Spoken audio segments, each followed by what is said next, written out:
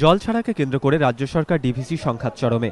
রাজ্যকে জানিয়ে জল ছাড়া হয়েছে না হয়নি, কতটা জল ছাড়া হয়েছে, বিতর্ক সবকিছু নিয়েই। প্রথমেই দেখে নেওয়া যাক জল ছাড়ার সিদ্ধান্ত কারা নেন।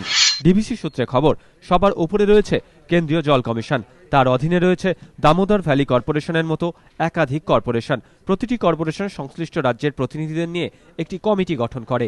সেই কমিটি সিদ্ধান্ত নেয় জল ছাড়া হবে কি হবে না। সেই মতো ডিভিসির জল ছাড়া বিষয়ে কমিটিতে রয়েছেন পশ্চিমবঙ্গ, ঝাড়খণ্ড এবং ডিভিসির প্রতিনিধিরা। রাজ্যের তরফে এই কমিটিতে প্রতিনিধিত্ব করেন সেচ দপ্তরের চিফ ইঞ্জিনিয়ার পদমর্যাদার একজন অফিসার। রাজ্য সরকারের তরফে যখন বারবার দাবি করা হচ্ছে তাদের না জানিয়ে জল ছেড়েছে ডিভিসি, তখন ডিভিসির পাল্টা দাবি রাজ্যের প্রতিনিধির উপস্থিতিতেই জল ছাড়ার সিদ্ধান্ত নিয়েছে এই কমিটি। কত পরিমাণ জল ছাড়া হয়েছে তা নিয়েও রাজ্য সরকার এবং ডিভিসির দাবির মধ্যে বিস্তর ফারাক। 14 অক্টোবর রাজ্য সরকারের দাবি, এদিন ডিভিসি 1,55,000 কিউসেক জল ছাড়ে, যদিও ডিভিসির দাবি তারা মাত্র 40,000 কিউসেক জল ছেড়েছে।